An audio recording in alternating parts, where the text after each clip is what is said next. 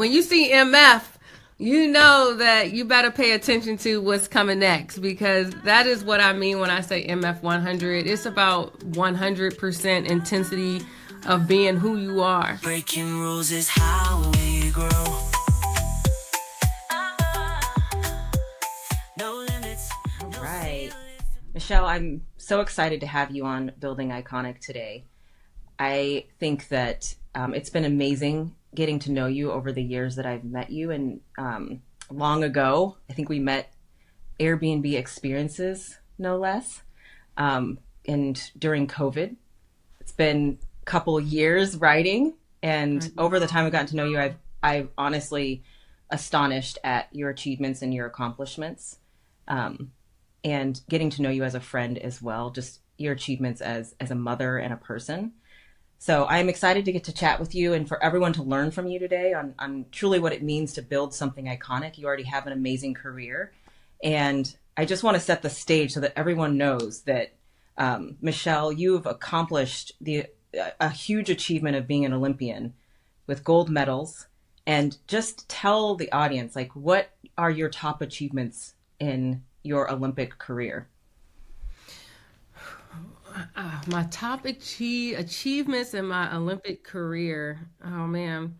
I mean, I start off by one, just thinking about the moment of walking into the Olympic Stadium, to say, just to reflect on the journey and the gratitude in that moment. So, I think the very first achievement is just being able to step on the soil and claim the title of being an Olympic athlete. They're very strict about, claiming an Olympian, and they say you have to compete in the games, not even go as an alternate and there was a chance that I may not have touched the track. I went for the 4x100 meter relay as part of the relay pool. And I found out, 48 hours before the race that I was actually running. So that would be my first achievement, is actually touching the track and becoming an Olympic athlete. And then I would say, my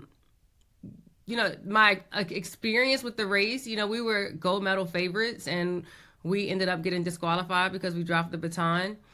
But I still like to think, that just being able to, again, just be gracious for being chosen to be in that moment, that overweighs the outcome, or outweighs the outcome.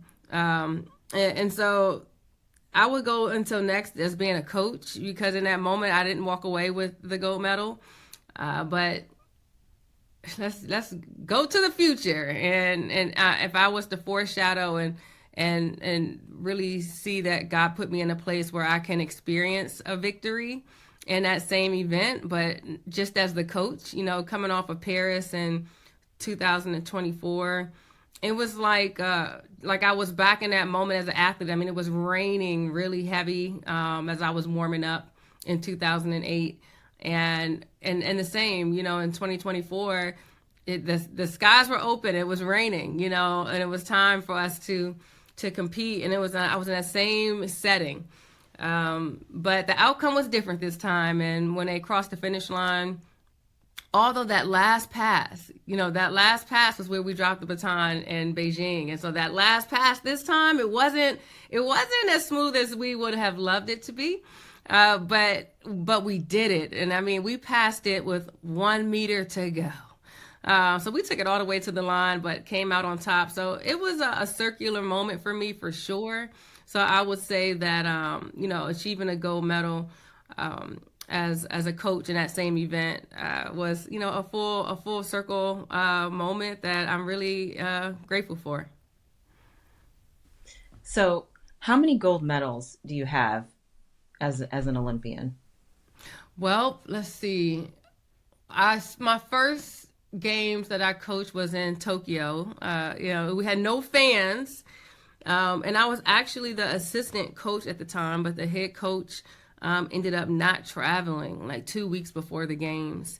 So I was on site and had to make some decisions, and It was really the first time that I wanted to implement, what I like to call, the system I saw for the USA relays. When I ran, we were running our fastest athletes, and we didn't have a lot of time to practice, and again, like I said, I found out 2 days before, so you can understand how much preparation you may have or not, to run 2 days later.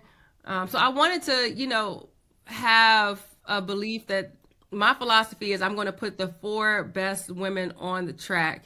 And that may not be what we were used to, from a program culture. You're running the fastest athletes. And so I would say Tokyo was the first time that I had to make some hard decisions and take some risk and go with teams that I really felt was the best to maximize our outcome. Not just, just say we can win, but to do our best. That's who I am as a human being. I expect to challenge thresholds for myself, for my family, and for any role that I'm in. So I didn't expect anything less for myself as a leader in that moment. And my first gold medal was Tokyo's 4x4. I like to call the dream team. It was Allison Felix's last Olympic Games. Sydney McLaughlin and Dalilah Muhammad both broke the world record in the 400 hurdles, but you can only have one, world record holder. So whoever broke the world record faster, that's the kind of shape they were in. So I have, both of them. And then Athing Mo was the 800 meter Olympic champion. She had just won the 400 at the NCAA championships and had an NCAA record in the 400. So we were able to put an amazing team in that moment together. So that's my very first Olympic gold medal in Tokyo. And then I was able to win two more at the 2024 games in the women's 4x1 and the women's 4x4, which we broke a 36-year-old American record. And we were tenths of a second away from the world record, which stings a lot. But hey, those are my three Olympic golds. It's amazing. Incredible. I remember watching the Olympics and like texting you, like, you're fucking there. So cool. Incredible. I think that there's so much that we can dive into, and before we dive into like how you build up something incredible like that, like winning the Olympics, I just want you to also tell everyone what you're doing now, like after the Olympics, after training and being a coach in the Olympics and doing being an Olympic athlete yourself. Like, what's the next phase for you?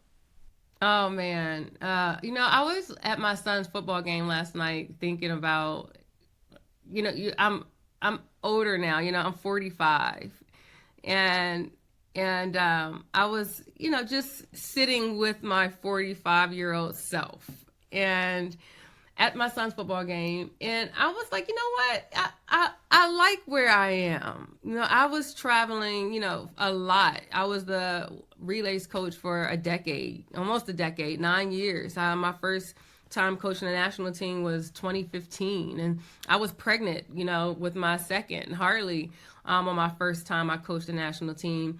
So that decade was a lot of sacrifice as a mom, as a wife, traveling so much, missing birthdays, missing championship catches, winning game catches, and from the support that I had from my husband, from my mom and my mother-in-law, and I don't want to leave out my stepdad and and my father. I lost my father about 2 years ago, but my whole family, I just have an amazing support system. But it was a lot of sacrifice in being a national team's coach as a young mom, and so I like to think that the 45-year-old me was just happy being at the game. Seeing my son tackle, seeing him catch the football, so I'm just living in the moment of being there, and being there for my kids, being there as a wife, on an everyday I need you in this moment phase. So I appreciate that. And then, I've learned so much and grown as a human, as a leader, as a woman, in the role of the head women's relays coach. In my faith, it was so many times when some, hard decisions, hard conversations came down to just praying for the right thing to say, having a discernment. I didn't take any of that lightly at all. And so just moving forward with all of those lessons, what is next for me? And I'll just end by saying, like, I'm just looking forward to taking everything that I've done and continuing to build on that. I just continuing to lead, continuing to teach, continuing to educate. And that's what I plan to focus on now through creating my own brand for myself, which we could talk about. But yeah, it's just about leading, creating, teaching, educating, passing on, because I'm in the legacy phase. I've done things. I've done the things. Now it's all about leaving, the roots, for what's to happen next with what God blessed me to do here. And I want to double click into that because you are building up something right now in a different way, right? You're building up an empire for yourself, like you're saying, this legacy, but everything that you've learned on how to be an Olympian, the mindset, the application, actually all of that goodness is becoming part of what you're calling MF 100. Yes. And I think that that's incredible because you're single-handedly going to show everyone and teach everyone who wants to be part of it to learn what you have used to build up to becoming an Olympian. And I think this is one of the things that when I started doing way back in the day, the Airbnb experiences with you, where you started this process way back then. But now you're cementing it and you're building up your own company around this. So that's really exciting to see. Now, I'm so excited about that because when I think about MF 100, of course, Mechelle Freeman, but when you see MF, you know that you better pay attention to what's coming next, because that is what I mean when I say MF 100. It's about 100% intensity of being who you are at all times, 10 toes deep, keeping your standard. It's about being 100% all the time, doing 100% all the time. Gold medals, wins, overcoming. It all comes down to you being, intense, 100%, committed and dedicated to an outcome in that moment. And you have to take it down to that moment. And when I think about, pulling off a big upset or, doing things that people don't think are possible, like quitting my job and after not running for 4 years and being like, I'm gonna make an Olympic team and I only had 2 years to do it, or when we pulled off the gold medal and, we beat Jamaica when they swept the podium and nobody thought we could pull it off. To be ready in those moments, it just comes down to the consistency of the everyday. Because when that moment hits, your mind and your body has to respond in a way that it only knows. And the only thing my mind and body knows to do is that we're going to pull this off. It's always a way. And so that's the mentality that I want to make sure that I instill, that I teach. When it comes down to even, training, when I think about MF 100, it's my human performance brand on how we train, how we perform. And of course, I'm going to have speed training in there. So even when you think about being fast and your speed, that's to even sprint, you have to be at maximum intensity. So it's just teaching the details of everything, movements, teaching the details of every single day, the way you think, of what you're telling yourself, what you're reading, what you're listening to. It's all the time 100% committed to who you are. And when you say 100% committed, because can you explain a little bit more what that means? Like if you are going for the gold, and you're going on the track, like every day, what are you doing? Like, what are you saying to yourself? What does that look like?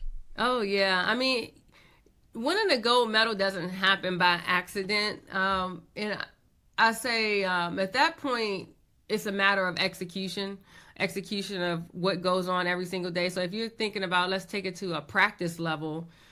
When I'm practicing, I know the exact times that needs to happen if I'm trying to run a certain time.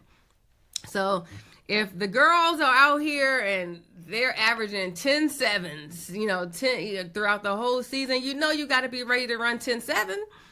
So if you are not hitting, let's say I'm practicing 10 meters a second, I know I need to be running a certain time to be on track to run 10-7. You should be hitting those at practice. So by the time you get to a race, your body knows exactly what it's doing. So you can take it to something as tactical as that. You're executing times, which I love about track because it's very objective. You can know if this is enough or not. And so I love that. And so from a training perspective, you have to hit what you have to hit every single day. That means in order for you to perform like that, your body needs to be recovered. That means you need to be fueling your body in a certain way. So now that comes down to how you're processing that outcome every single day. That your habits of your meals and your water intake and your supplementation. So you are tracking all of those things so your body can be 100% ready to hit the times that it needs to hit to win the gold medal at the time it needs to win the gold medal. So it needs to be that tactical and that technical, but it also on the mindset part of it. When I'm on the line and I'm lined up against the fastest women in the world, and I remember in 2007, it was the first year, I came back after that 4-year break, and I was trying to make this world team. It was 9 months after I just quit my job. And it was the 100 meters, and I was lined up against Allison Felix, Lauren Williams, Carmelita Jeter. Like everybody, I had the hard heat. You always look at a heat sheet in the semifinal, you feel like you either got the one that you're okay with or the one you're like, oh my goodness. And so top 4 only make it out the heat. And of course, no one's picking Mechelle Lewis at the time. And we had a false start, and I remember coming back to the line, and of course, in that false start, the pressure comes back up to your neck really quickly. You start to get a little, panicky about the moment, and you have to reset really quickly. And so now, I could tell the things that I was saying to myself every single day. Nothing is impossible. The Lord is my light, my salvation. Whom should I fear? The Lord is my strength. Who should I be afraid? Whatever those things are that I'm feeding to myself every single day, my mind and my body can say, oh, that's right. That's right. Like, no weapon formed against me shall prosper. That's right. And then so you are able to reset. Now, imagine if that happened in that moment or any hard moment, and then I try to tell my mind, my body something that it's the first time hearing it. And it's like, is everything, are you sure it's not impossible? Yeah. So you have to, in that moment, it's not consistent. So why should your mind and your body believe you? And so that outcome of that moment or how you conquer that moment is going to be different. And that's the difference in your performance, because it's not going to be just easy and you can just get up and do it just like that. It's going to challenge you. It's going to challenge you. It's going to challenge you as your threshold to who you are as a person. And if you're ready for that moment, you'll be ready for it. And if you're not, you won't. And so when you get up during the day and, you get up in the morning and then during the day, going about your day, like, are you saying phrases to yourself during the day to enable this mindset, or how do you build it? All day. So, I ended up getting top 4 literally by 1/100th of a second, by the way. So I went on and I made the world team 9 months after taking those 4 years off. That false start story is a real true story. Came back when we ran it, and so you want to be on the right side of the 100th of the second. That's how close it is to you being on the right side or the wrong side of how you see things or your future. And so it's that critical on every single day on what you are saying to yourself and how you're feeding the habits that need to be fed and how you're starving the habits that are going to pull you away from where you want to go. So yes, that's me driving in a car saying impossible is nothing. Yes, that's me feeding. If I say first, you have to understand like what are your main drivers, that like your values that are important to you, so you know how to intentionally feed those things. So for me, faith was one of my core values. And so in order for me to be a faithful person, I need to feed that. So that's why I have to read the Bible every day. Or I have to go to church and pray, because I'm strengthening up my faith. So whatever that value is, you take the time to strengthen that. So what I'm saying to myself, everything is what I'm feeding myself every single day. So whatever scripture I read, or whatever the sermon said and the notes, and whatever quotes or books that I heard on the podcast that is in that same area that's building my faith. So I'm saying it every single day in my car. It's posted on my bathroom mirror with Post-it notes. My Muhammad Ali poster that says impossible is nothing. I was taking it off the wall and pinning it on the wall on all of my hotel room and hotel rooms when I traveled. But yeah, it's constant. It's a constant feed and starve every single day. I love that. And how I just love that so much, because I do remember you told me once, like, you have to drop everything and everything has to move in the direction of the goal. Everything. You said everything, and it's like, when you're saying everything in this moment to me, I'm like, your mindset, your actions, everything is moving in that direction. You have to think that way. It's like a wave, like you want everything. It's a rhythm. You want everything to be moving together, everything to be applying force the same direction, and I even teach that when you sprint, your arms and your legs, they need to move the same time. Everything's going down the same way. And so it's the same thing. It's a rhythm. It's a movement that is really going in that direction that you want to go. I love it so much. How I just want to quickly ask you, like, how do you take this mindset and build this into your children? Because I've seen your kids, your daughter run. I've seen her run. That girl can run. Yay, she better. I mean, I like to say I breed it when it comes to my husband, because my husband is fun and strong and smart, and he has the fast twitch genes as well. So if I was going to share my genes with someone, we were going to be building off of one another for our children to be the best as possible. And so my kids are fast, because my husband's fast and I'm fast. But I feel like they'll carry that on. My son is fast as well, just on the football field. He's a track person as well. I'll say he's a track person, because he runs track, but I don't think that's going to be his first sport. Harley, my daughter, I feel like track is going to be her first sport. So I'm going to say she's a track star. Like, she's a track girl. Yeah. But Bane, yeah, he's a track person. Yeah, I mean, but how, so tell us how, like, what have you done as a mother over time, do you feel like, to instill into them that mindset? Because I feel like as a mom, I'm always like, I am thinking about their mindset and like how to enable them to have the strongest one to achieve anything they want to achieve in life. Yeah. I mean, between my husband and I, because I tell you, David he comes from a military family, so he has structure. He was up at 4 a.m, like pulling tires in middle school.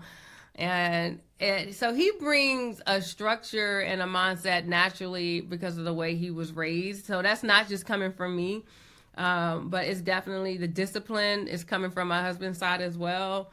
High performance is an expectation, as who I am as a person. And so, I expect nothing less from my children. And the way I articulate that is just that if you have been given a gift, that it can only manifest through you, that means that in order for us to experience this gift and its fullness, that you have to operate in your fullness. And they have to understand that it is their responsibility to operate in their fullness, because they have been tasked with this gift to bring that to the world. And so I want them to understand, that that's very serious. Like, if you were chosen for this, it was not by accident. And so we just live up to that expectation every day. We don't expect you to be perfect, but I expect them to understand that they were chosen for a specific task, and they are responsible for ensuring that that task is carried out in the best way possible. Incredible.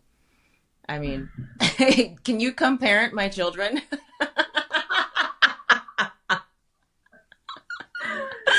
uh, I love following you and your family on Instagram, because I know that your kids are on there, they're doing their thing, and your husband's on there, he's doing his thing, and y'all are just epic. So if y'all listening, go follow them on Instagram.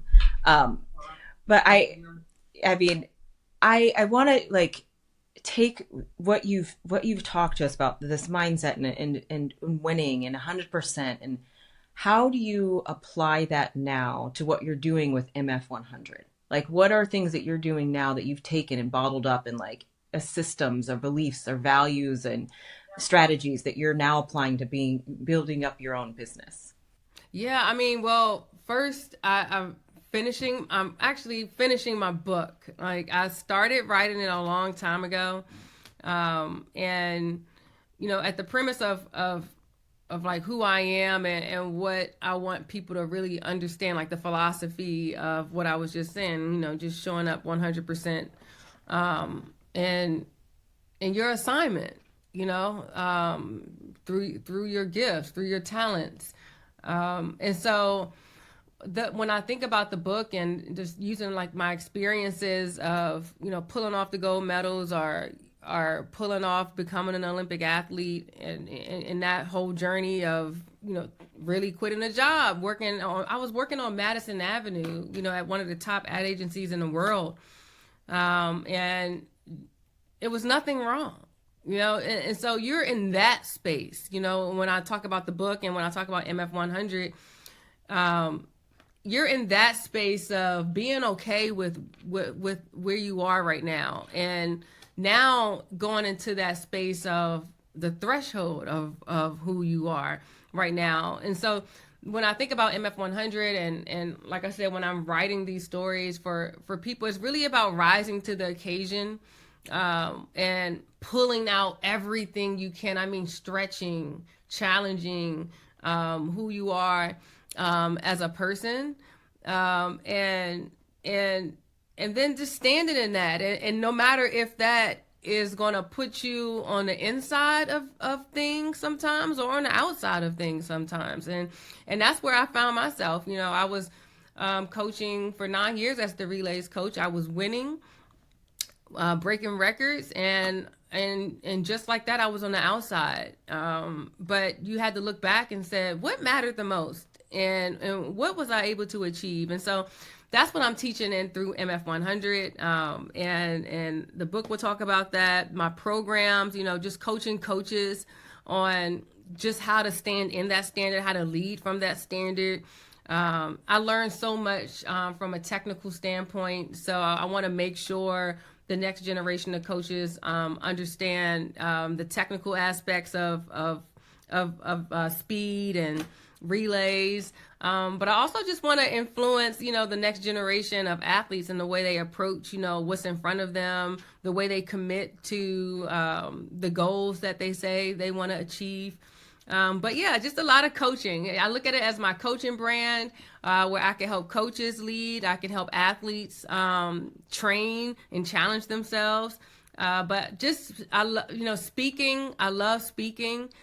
So through this coaching brand, just, you'll see, like I said, a lot of teaching, a lot of education, just so, people can really stand in who they are.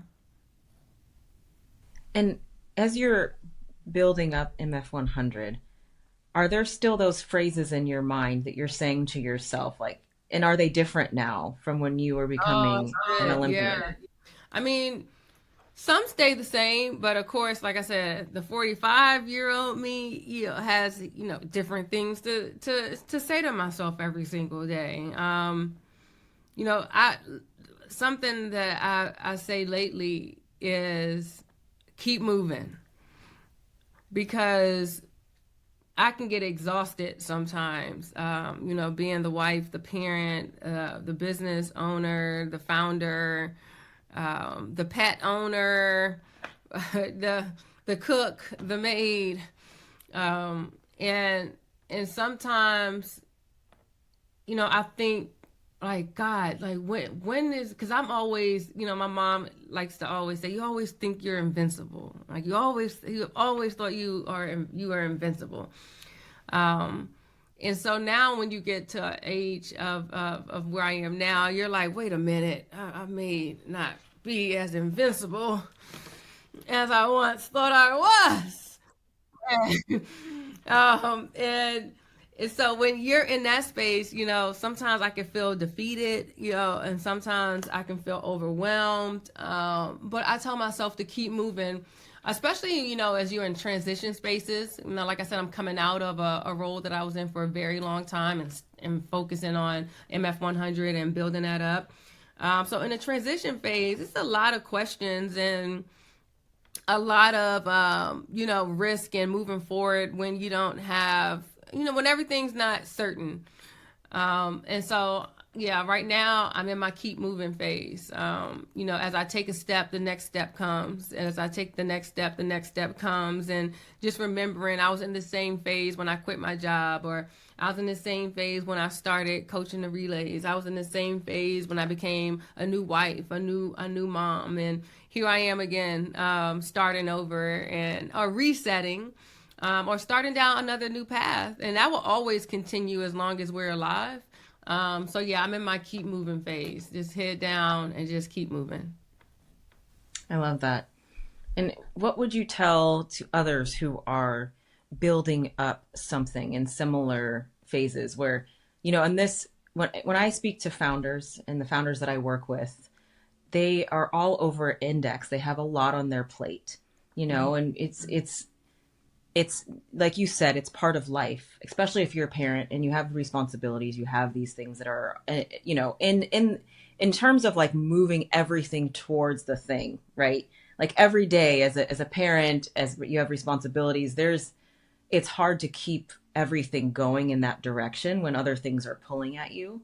So what would you say to others, on any nuggets of wisdom there?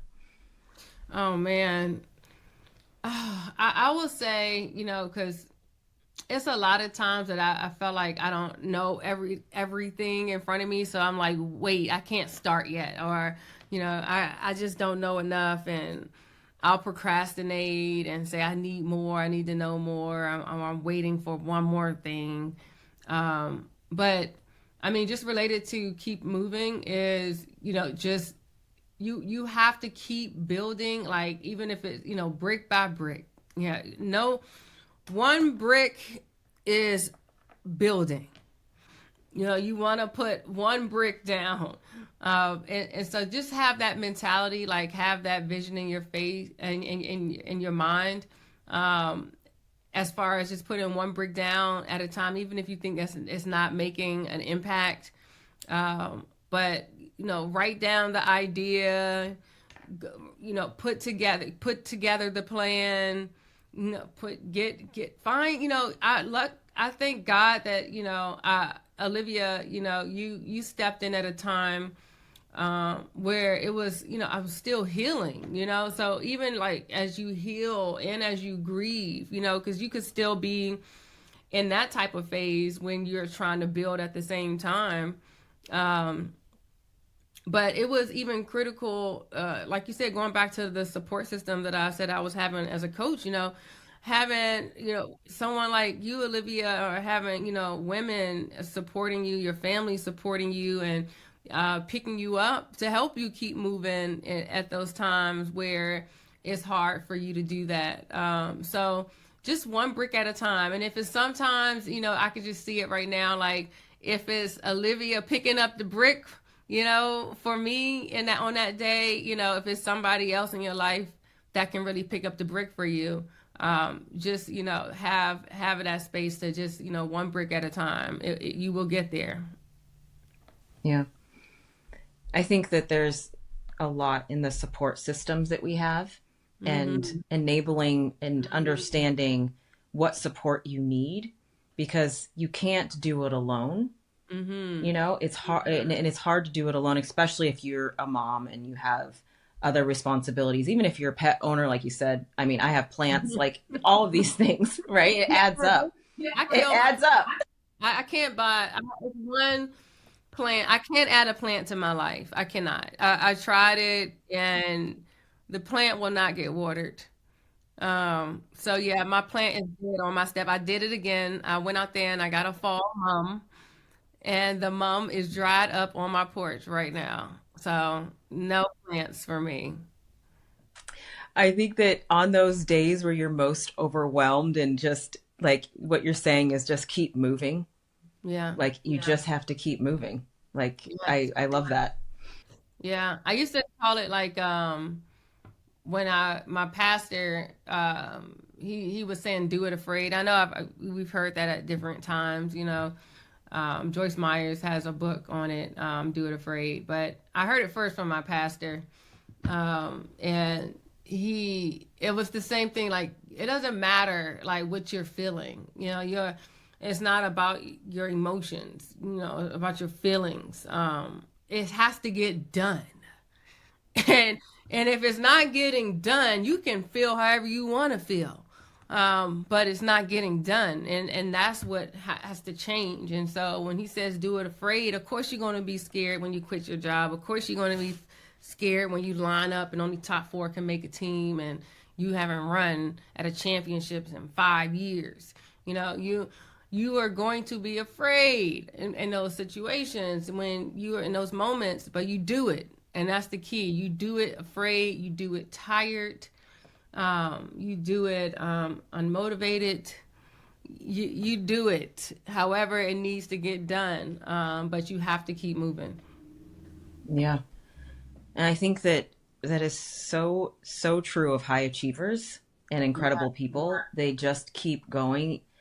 I remember I watched a video of Arnold Schwarzenegger, and he was like, I don't care if you don't want to go to the gym. You just go anyways. Yes. Like, it doesn't matter. I want to go to the gym today.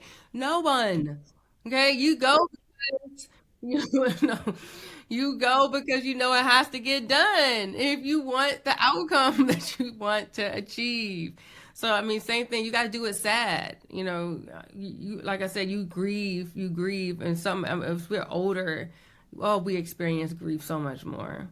And so, yeah, you have so many things that you have to do, carry and attach on to who you are, that increases the carry. But you have to do it.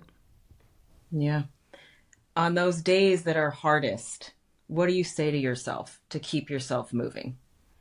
Oh man, that just comes back to your values. That's why you have to always identify that. And even if they change, if they evolve, but they have to be very crystal clear on the things that matter to you the most, because those are going to be your uncompromising motivators. Like, no matter what, you cannot compromise these things. It's going to be how you filter your yeses and your nos every single day.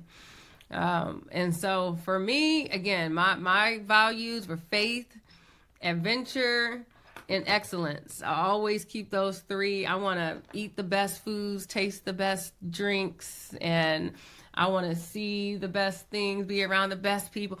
Don't put me around somebody that's, a little mediocre. I just don't like,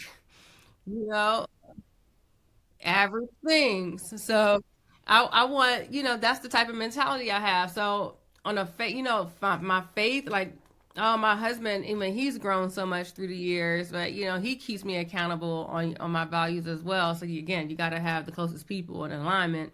But on every single day, like, if you're growing if you're consistent with feeding your values, then that means that they're strong and stronger, and they're stronger and they're stronger. So the 45-year-old faithful person should be stronger than the 25-year-old faithful person, or sometimes your ebbs and flow, ebbs and flow.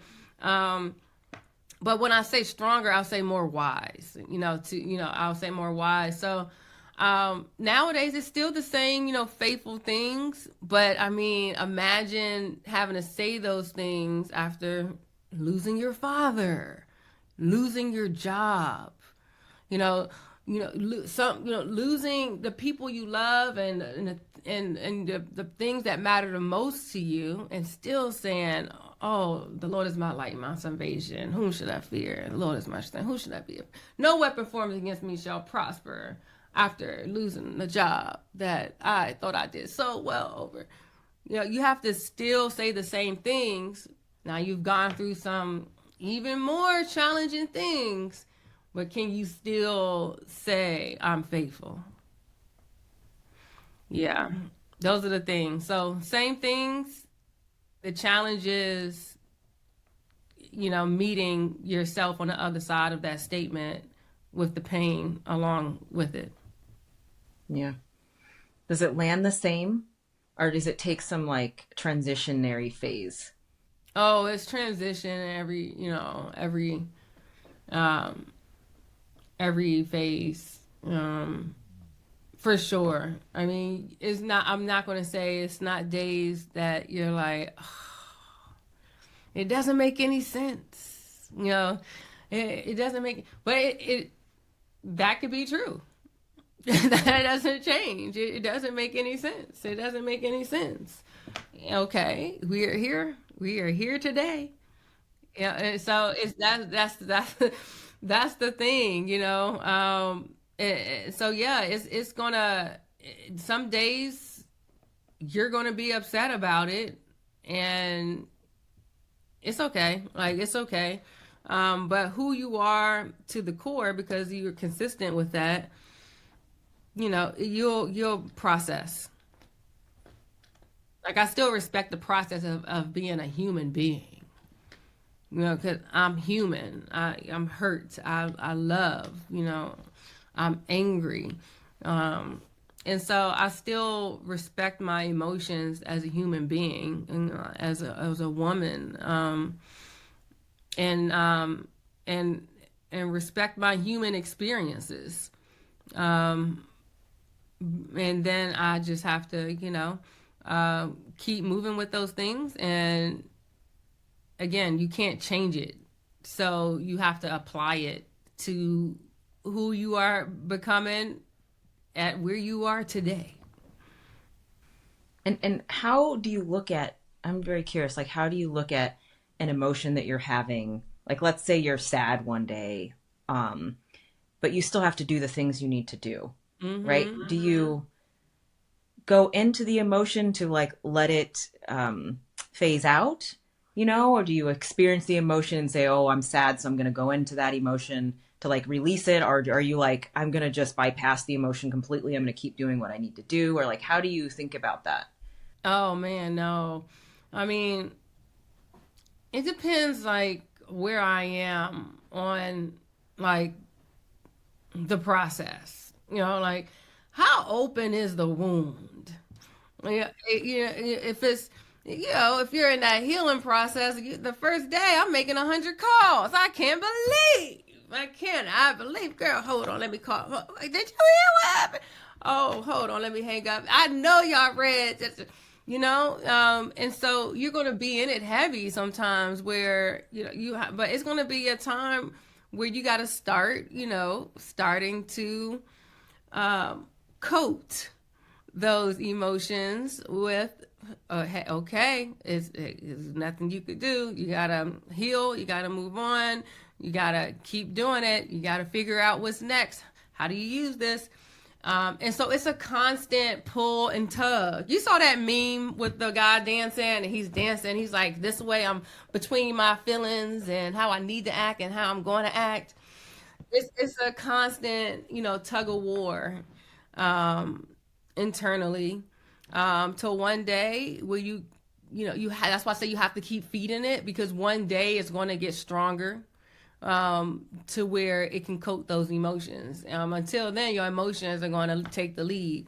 But you got to keep feeding yourself those things. You got to keep feeding yourself those things so that, I don't want to say it's a certain timeline, but as time moves on, then you'll be able to start to overcome those moments with feeding yourself with faith, with excellence, and with adventure. What's next? What's next? I'm ready. Like, let's go. What's the next adventure for me? So, yeah.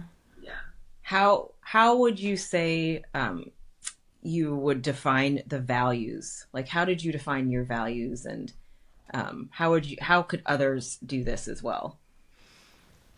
Well, for me, it came like when I first had, I want to say I was a young adult when I first had the power to like own my decisions without saying it was anybody else. Like when you're out of college, you don't have a coach, you don't have a teacher, your parents. It's like you are in charge of your decisions. And I moved to New York. I was in a relationship, and we broke up, and it was in that moment it was so traumatic, and I didn't know what I was going to do.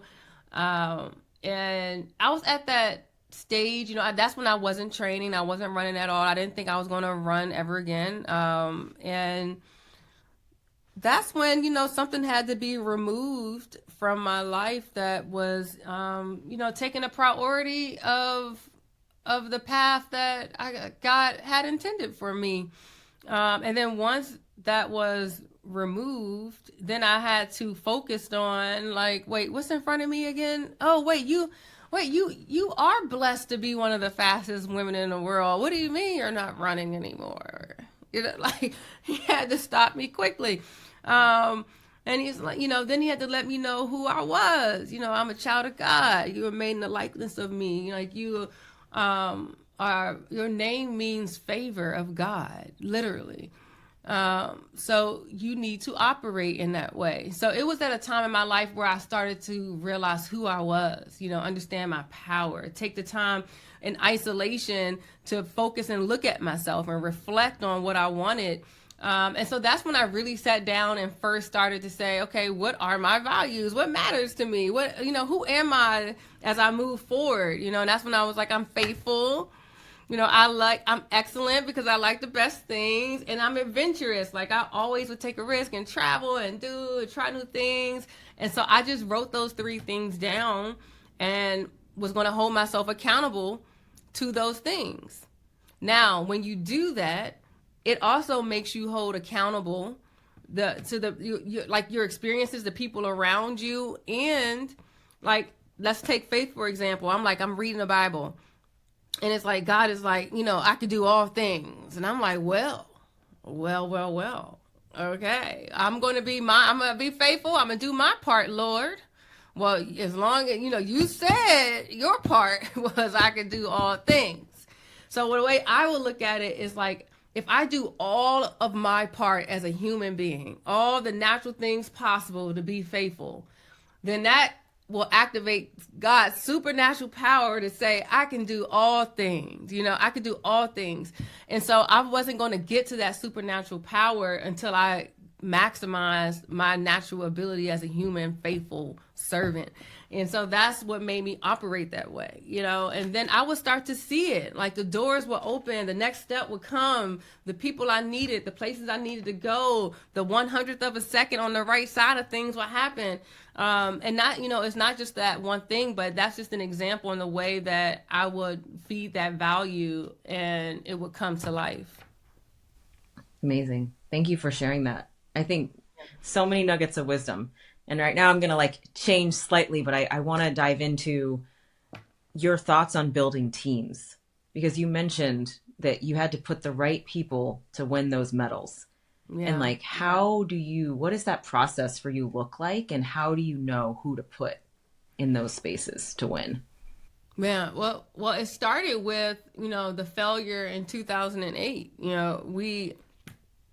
I remember my teammate, she just kept saying, I'm not comfortable, and I've never done this leg before. I'm not comfortable running this leg. And I just remember, hey, we have a short amount of time, between the U.S. trials and next global championship, like the Olympic Games or the World Championships. You only have 4 to 6 weeks usually, to get ready for that championship, which means you're not knowing who exactly is making the team until a month before they're running, which means there's no practice with the exact people until you have a relay camp or you're out on site and at the game. So you're talking about 4 to 6 times together before you're running. And so I wanted to think about, coming into it, I was like, how can I minimize the learning curve and increase accuracy in that short amount of time that we had. So I started to just outline, what are the demands of each of the legs? First leg versus second versus third versus fourth. First leg is coming out the blocks. You need an explosive starter. Somebody can navigate the turn really well. It's the shortest leg on the track. Second leg is going down the backstretch. It's a position leg. Somebody that can really handle running up to 130 meters at max,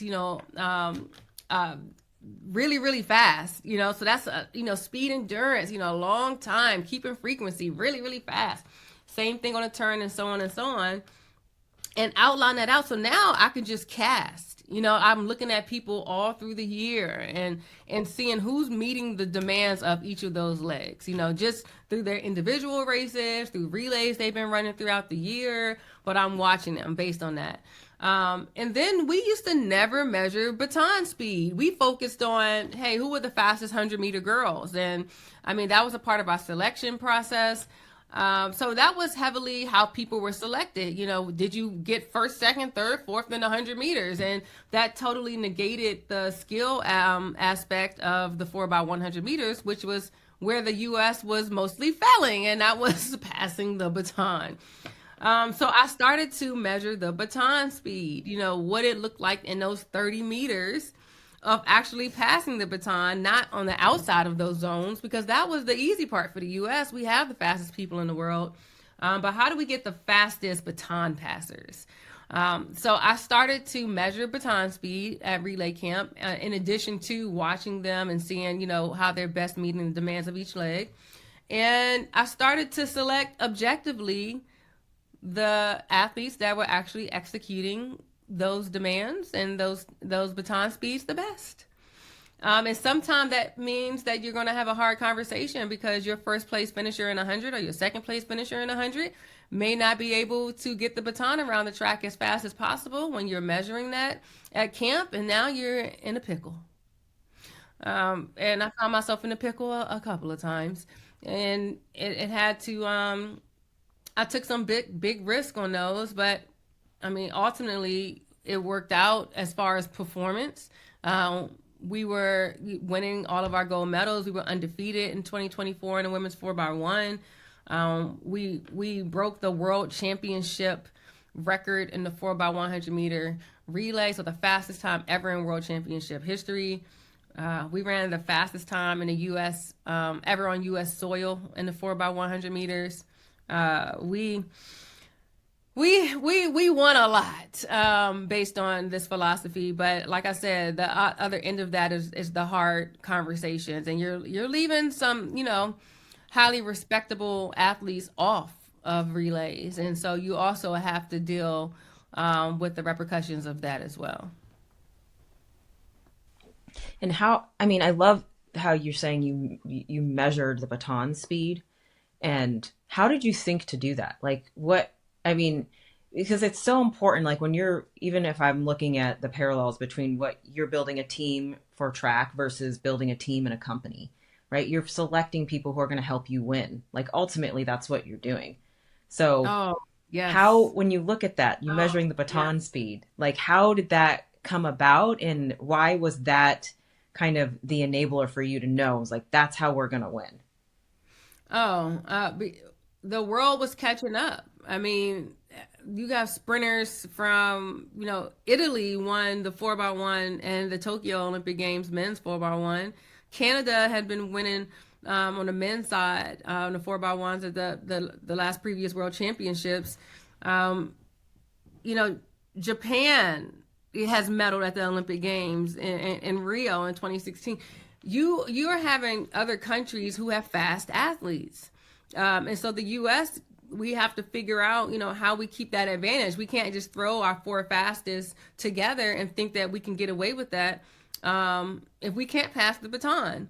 And, measuring baton speed, it's not that it was the first time that it's been done. High schools are measuring baton speeds. Colleges, are measuring baton speeds. It's just that we weren't. and it was a critical aspect that for me, I wanted to move away from the subjective placement of athletes in the USA Relay program and move to execution. The same way that we know as our individual events in track and field is about execution. So the 4x1, when you look at what the relay is asking us to do, is asking us to run fast and it's asking us to pass a baton, then you need to be the best at both. And that's what I wanted to bring to our program, us acknowledging the demand of the task. And so that's what I did with that. And that's what I do when I speak with companies. You look at like, what's the task? What is the outcome? What is the task at hand? And what's being asked of you to do. And then when it's very clear with that, with those things, like I said, you need to pass the baton, you need to run fast. Now you can come down to, how do I execute those things the best? And now you're casting the best people to achieve, the demands of what the task is. You're casting the best people. You're placing them in the best roles and empowering them because you're telling them what needs to be accomplished and they're the best at it because. So you're empowering your team so that they know that their value is necessary. Everyone's value is different. You may not understand how important you are, and I thought it was very necessary for our relay athletes to understand how important they were, even if you were an alternate. Like, I needed you to be ready. It was a lot of times I ran my alternate with minutes before the race was about to go off, so they needed to be mentally prepared, physically prepared. But it's important that with anything, whether you're on the track, in the boardroom, in your family, like, everyone just understands their value and how they add to the outcome. So they can, feel respected and understand that what happens, it matters to what's put in. And so that's what I wanted to do with our teams. I wanted us to understand what we were creating together. That what the world was gonna see was going to be a piece of you, a piece of me, a piece of and it can never come together like this. And it goes back to what I said at the very beginning, with the gift and what my expectations are with my kids. Like, I need you to pull out everything you can inside of who you are, because we can't get that from anybody else but you. And that is what we need in this moment. And that happened every single time with our teams. Like, every single win was different. Every single relay team has a different story on who stepped up in a different way. And it's so, when I think about my book again, because, I'm writing this book and using these relay stories to talk about, just the outcome of pulling things off and stepping up to challenges and ultimately, like, just showing up in ways that you didn't even know you were able to. And I got to experience that in my wins as the relays coach. So many things that I'm grateful for as I reflect. I love it. I there's so much amazing insights and wisdom in everything that you're sharing. And I want to ask you about your FAST framework, because I think that kind of bottles up some of this too. Yeah. And I'd love to hear you talk a little bit about that. Yeah. So whenever I do my speaking engagements, I summarize it with FAST, of course.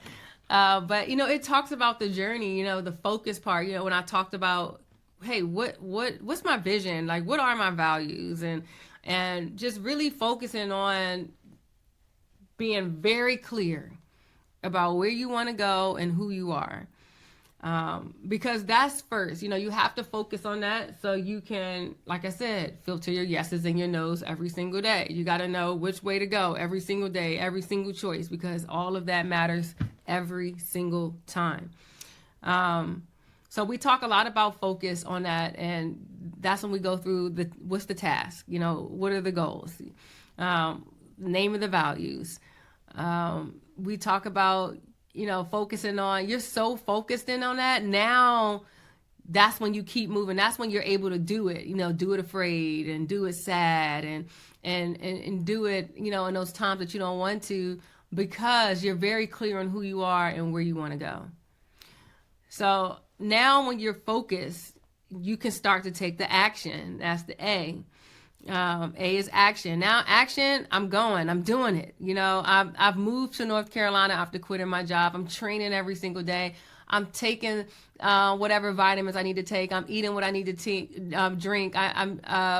I'm eating what I need to drink. I'm eating what I need to eat, and I'm drinking all the water I need to drink, and I'm showing up in the ice baths and putting my feet up at night. Whatever the thing is, the action is happening every single day. And you're all in. It's just a consistency. And that's where the excellence of your habits are in, in that action part of it. That's when I talk about the habits, the feeding and the starving. That's the action part. It's literally feeding all day. Starving. You got to cut out the habits. You got to get off the phone. You got to, whatever the distractions are, you got to starve it. The systems, now that, you're moving and you're grooving and you got things going, now the systems is where it comes, your philosophies are set, how to move, how to do it. And you've analyzed what's in front of you to see what the need is, for you to say, okay, let me create my system so that my standards are set in how, you're making your decisions, as far as your business decisions. And that's when I, got into the role of the relay coach, and I'm looking at the program culture of not, having an objective way for selection, and, trying to avoid why or not, why you're picking someone or why you're not picking someone, those political implications and things like that you want to come to your philosophies and your systems and measure baton speed. So now you have a clear way of how you're achieving this task. And then the T is all about trust. You have to trust yourself. You have to trust the people around you. And that's why I said it's important for whoever you're working with and around to understand their value, to understand what matters from them, their expectations. Roles and responsibilities are very clear. Your trust. You got to think about walking into the battlefield, and you look to your left and your right, and you look at who's around you, and you're either going to look around and say, "Oh, thank God." Or you're going to look to the left and the right and say, oh, Lord, let me go ahead, make sure my things are in order. And so you have to, it's that serious. You got to look around, and you got to say, yes, let's go. So just trusting yourself for you to do your part in it all, and trusting your team for them to be able to do theirs. And you stay on track for that. And I say that's when you're going to have some fast results. You're going to get there. And you're going to streamline, it's very linear. I like to say you start one way, you finish right in front of you, with this process of fast. I love that. So good. So I want to end on just asking you a few just fast, quick questions. Just the first thing that pops into your mind, you'll say. All right. The funniest reason an athlete has been late to a practice. Oh my gosh. Oh, I thought about it's so funny because I think about all the things to really no reason, like that's just, I'm just this person and I'm going to be late because I'm this person. So I would just want to say ego, because, you know, I'm this person and I'm going to be late. Ah, that's an interesting one. Okay. Ego. We're not Yeah. going to ask names. Oh, yeah. Please. Okay. Hidden superpower that's nothing to do with running. You said a superpower that has nothing to do with running? Ooh. Okay, a hidden superpower. Ooh. I mean, I don't know. I mean, I'm a fast walker. Okay, I'll fill this one in for you. It's dancing with your husband on Instagram because every time I see one of those, I'm just like, All him. That is all him, by the way. Like my husband loves his TikToks and trends, so I just fall in place. Just show me what to do. it's a superpower. I love it. All right. One souvenir from Paris that you actually kept when you were at the Olympic Games. Oh, a souvenir. Oh yeah, I have it here still. Yeah, my batons, my practice batons. Yeah, I got my practice batons. Yeah. But yeah, I'm gonna always keep those, and then I have the athletes sign them when I remember. But so it's a few autographs on my batons, on my practice batons. All right. A phrase you repeat right before the gun. Oh, a phrase I repeat. Um, right before the gun. See, the last thing I do is I look down and then I'm like, I go into this dramatic, like, um, like long breath of a sort thing. So I don't know if I say anything.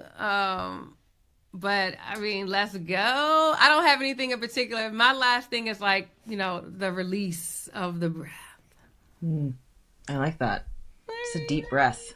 Deep breath. That's perfect. All right. Finish the sentence. A perfect handoff feels like. God. That same breath I took just now, uh, a relief. Yeah. A relief. A 100% relief. My heart stops 4 times for a 4x1. It's the start, making sure we get out. Um, ooh, excuse me. Look, I got nervous just thinking about it. Uh, and then the three passes. Like so, every pass, my heart starts again. So I feel relieved when I see a perfect pass. All right. My last and final question that I try to ask everyone on the podcast is the moment that you realized you were building or becoming iconic. Was there a moment in your life that cemented that feeling? It doesn't necessarily mean that you were like, oh, I'm iconic or what I'm building is iconic, but it was just that feeling of like, I'm becoming iconic. And what did that look like for you? Um, let's see. I think that I don't know. I still have a hard time with iconic for myself. Um, I don't. I feel like I still have so much work to do, but I know I fought for a couple of things, for sure. I had to fight for myself. It was a point that um, when the head relays coach wasn't going to Tokyo, and at the time I didn't have a credential. And I'm like, I coach the women. I coach the women. I'm just fighting for myself. But I think when I became the head coach, and that first year, my first year as the head coach, going against that big three of Jamaica, they just swept the podium. They got first, second, and third. And we had no medalists on our relay, and nobody thought we could pull it off. But I knew we were going to win. Like, I knew it. I knew we were going to win. Like, when we went in the call tent, I could feel it. And when it actually happened, I wouldn't say iconic, but it was like, okay, yeah, you're going to have to show some respect. Yeah, you're going to have to show some respect. And that's that. I mean, I think you're iconic. And I am astonished that with your achievements and your accomplishments that you still don't feel, or still wouldn't say that you're iconic. But just know that there are so many people now who are good, who already think that about you, right? And I really think that you're an amazing and incredible person, and you've been an amazing, incredible friend. And this has been an awesome episode, and I can't wait for others to hear it and gain so much knowledge and wisdom from you on just how the mindset and how to apply that to what they're building in their own lives, not just with their business, but I mean, I love how you think about, the mindset for your children too. I think there's so many goodness in there. So much nuggets of goodness, how to be a better parent, how to build a better company, how to build better teams. So there's a lot in this episode. So many things, but thank you. No, seriously, thank you. Like I said, helping me just pile on the bricks. I appreciate you being there for me, and you all have to go look at the MF100 websites, okay? Because Olivia had a little magic in that, for sure. And I say a little to like not even come close to her being the person for the vision for MF100, including, Olivia and her team just coming behind and finding the name, MF100. I mean, it embodies everything about who I am, the 100 meters, everything, And so I appreciate you for seeing me all the way. Seeing me in my fullness, seeing me in 100%. Hell yeah. I have to say, speaking of incredible teams, I really do feel we have an amazing team at Babco, and thinking through your story and how we named you, we're like, she definitely is motherfucking 100% MF100. Like my mom, she was like, I don't know. Like when I see MF, I think of something else. I said, really? Oh no, that wasn't the intention at all. I'm not even going to ask what she saw. You just said it. What's wrong? So there's nothing wrong with that. Then that's intent.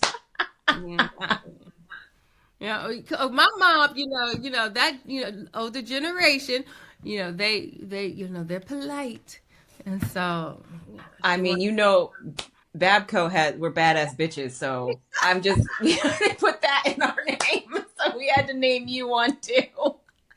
Yeah, I didn't go that deep into explaining it to her, but I told her I could understand where she was coming from.